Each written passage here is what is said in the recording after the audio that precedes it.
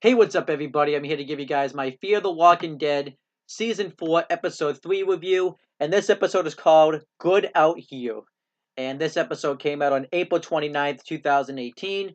And before I start reviewing the episode, I'm not going to give my overall thoughts on it until the end because I want to leave you guys intrigued to watch the whole video.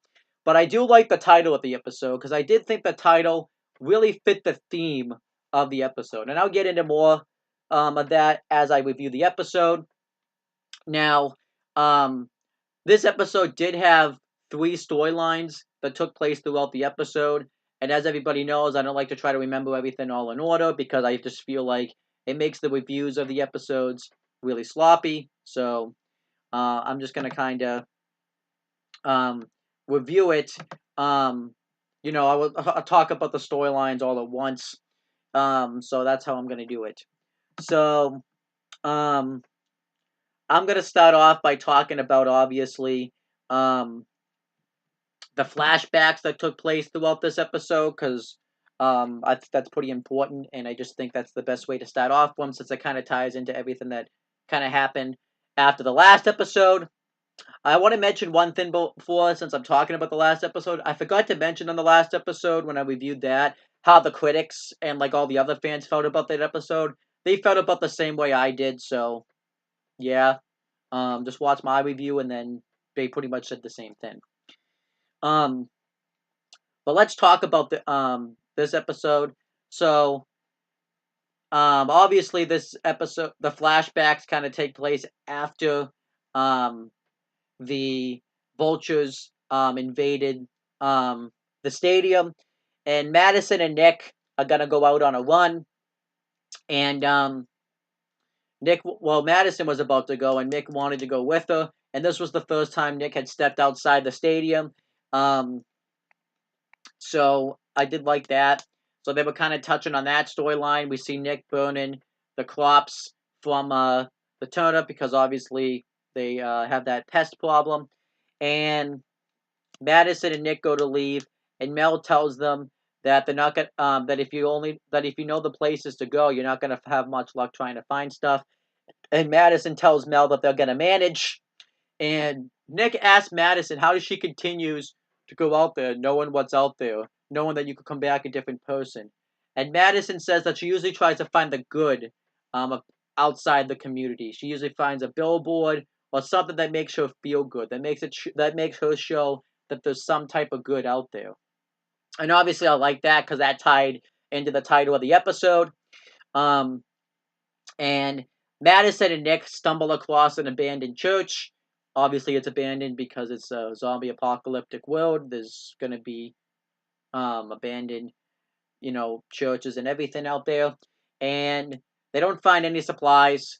But we find out that his brother, Mel's brother, Enos, um, you know, um, yeah, we find out that his brother Enos um, has pretty much hit all the spots where Madison and Nick are gonna go, and Nick gets suspicious, thinking that they're following them, which they might be. They might be trying to take away all their resources, so that way the whole community will eventually just crumble. We find out that Charlie's the one that's helping them find this place, and obviously, I did like the looks that Madison and Nick gave Charlie, because they're very disappointed in her since she was the spy, and um, you know, um, Madison and Nick are trying to tell Charlie how to live their life, and Enos says that I'm the one that knows what Charlie's about because I was the one that helped raise her, and I was the one that helped her survive out in this type of world. And Nick wants to do something with her, but Madison holds him back. And then Enos says, "At least I can keep my family fed." And this causes Nick to want to kill Enos, and he holds him at knife point, and he cuts his throat a little bit. But Madison stops him from killing him because Madison doesn't want Nick to kill Enos right in front of um, you know Charlie. And Nick said that this is why he didn't want to come out here because it changes you. And I feel more contained being out here than I do being in the community. In the community, I don't feel like I'm gonna lash out and want to kill people. I feel more at peace. And Madison takes him to this land of blue flowers, and obviously because I don't remember things and I forget things really easily, I forget the name of the flower, but it's this flower that represents peace, and um, Nick lays down there in peace, and maybe realizes that Madison um, could be right, and I liked it. Um, and yeah, I liked the way this scene was done. I thought it was really well done. It also helped tie into the main plot of the episode. So then everything pretty much took place in the present. What I did like was when they separate the past from the present, the way they would um, show that it was the past and the present is the past would be have like a lot of color that you would see in the typical movies, and the present it wasn't completely black and white, but it had like a little bit more dimmer and a little more darker um, way of presenting itself. And I thought the cinematography and stuff was done really, really well. Um, but in the present, um, you know, they're gonna go to where Althea told them they found the flag, but Althea won't give them the full information until um, they tell her story, because obviously she's a journalist and wants to know their story. So they refuse at first, and then if they do an exchange, they'll tell them where the flag is, because she didn't exactly tell them how to get there. And then she holds Nick at knife point, and eventually Nick fights her off, but then he ends up getting knocked out. And they're about to come across. Now, since Morgan's involved in this, I don't know whether or not to call them the infected, the walkers, or the passengers, as John likes to call them. But whatever you want to call them is up to you. I guess when someone from the Fear the Walking Dead says it, I'll say infected. If Morgan's a part of it, I'll say walkers. And if John's a part of it, I'll say passengers. Whatever you want to call them. But this causes Lusana to drive the SWAT truck off the road, and it ends up getting stuck into a mud pit. So the Fear the Walking Dead cast, Strand, Alicia, and Nick says that they can help them get it off. So what happens is they cut them loose because they ended up getting zip tied, but they leave Nick zip tied because they want Nick as like insurance, so that way they'll end up coming back. And Morgan offers to watch over him, and they kind of leave and they go do their own thing. So I'll just kind of talk about I guess I should talk about the Morgan and Nick storyline a little bit first. What ends up happening is Nick and Morgan end up talking to each other. Nick's trying to get to know Morgan, but Morgan is being very, you know, not really giving Nick much of information about his character. And Nick wants to get some food, and Morgan cuts him loose. And I did kind of like that they talked about the peanut butter, because obviously that was used in season 6 with the peanut butter protein bar bit and everything. And I kind of was surprised they didn't directly bring it up, but I still liked it.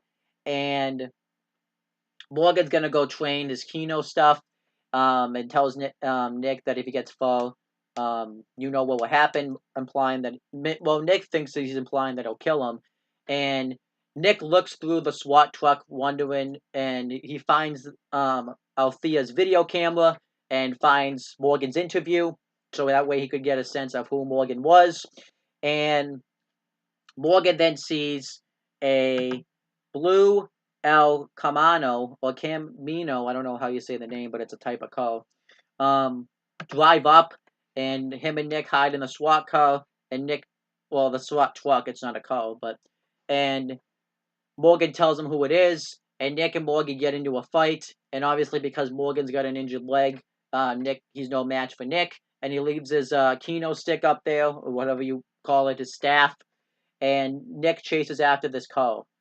We don't really know why he's chasing after the car, but we will find out later on in the episode.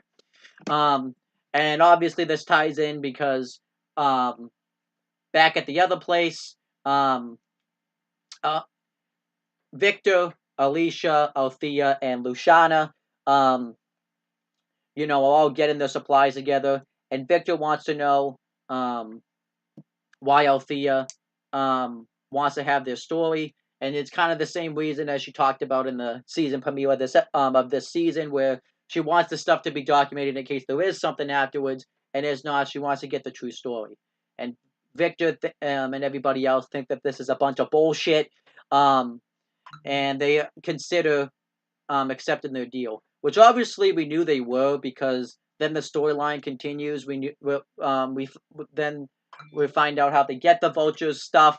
So yeah, that's that. So they go back to where the SWAT truck, and they see a bunch of the infected slash passengers, since John was there, a swarm on the truck because when Nick and Morgan were getting into a fight, um, they they set the horn to go off, so a ton of them just popped up, and they realize that Nick and Morgan aren't there, so they want to go after Nick and Morgan, but Althea doesn't want to leave all of her videotapes and stuff behind, so she wants to stay, but they said they'll come back for it because eventually the battery will just die and it will cause the horn to get shut off and the infected slash passengers will move on. Um, I'm talking about the infected as if they're actual people, but whatever. But Althea doesn't want to, so what ends up happening is Luciana and John go to find Nick and Morgan, and um, Victor, Alicia, and Althea stay behind to get the truck towed, and they end up doing that. Alicia goes down and hooks the truck to the um, SWAT truck, and they end up towing it out. They kill some of the infected slash passengers on the way. Um, and that was pretty much the end of their storyline. On the way, they pick up John and Luciana. I did like the altercation. Well, not the altercation, but the conversation that Luciana and John had with each other, because it kind of ties into his storyline where he was asking why she left Nick, because Nick, throughout the past couple of episodes, has told Alicia or Madison to make sure that Luciana comes back, since she ended up leaving him before. Um, and I liked it because she talked about how she left him, but that doesn't mean I didn't love him. And it kind of ties into John and his wife, because he's gonna going through the same thing. So I kind of liked that little conversation right there. And then everything just kind of took place with Morgan and Nick.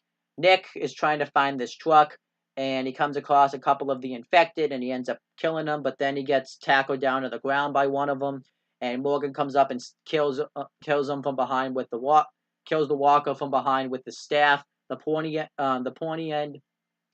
Um, and he offers to help Nick up, and they end up staying in a old building, and Nick's wondering why he didn't just why he either just didn't leave Nick to be killed or kill him himself, and Morgan reveals that he doesn't kill, because this ties into everything that Morgan's gone through in The Walking Dead. Um, and Nick's still trying to find out more about Morgan, but he won't break. He asks him, like, what he meant by the conversation on the videotapes. Um, but Morgan won't answer him. He just walks away from him. And then he finds Enos, who everyone was supposed to mark out for because we had seen him in the flashbacks.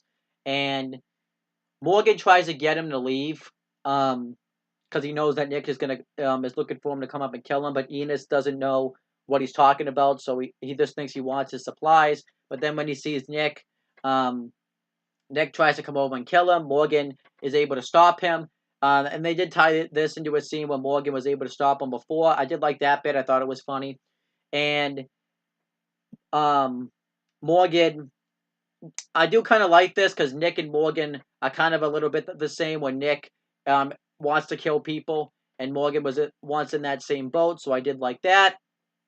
And Nick tells Morgan, are you gonna do whatever it takes to stop him? And Morgan just lets go and walks away.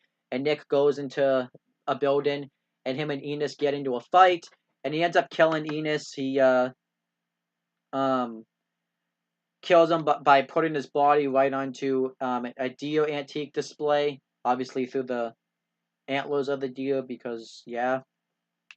And um, Morgan has flashbacks with Nick, and he goes back and he tells Nick everything that he's gone through. He tells him everybody that he's lost, and he says that killing isn't going to make everything feel better. I was in the same boat that you were, and a man helped me, and he taught me that all life is precious. And he shows Nick the book, The Art of Peace, I believe it's called. It's the book that he was given in season 6, episode 4. And Nick takes the book and he starts reading it, but then everybody else comes back and they all reconcile.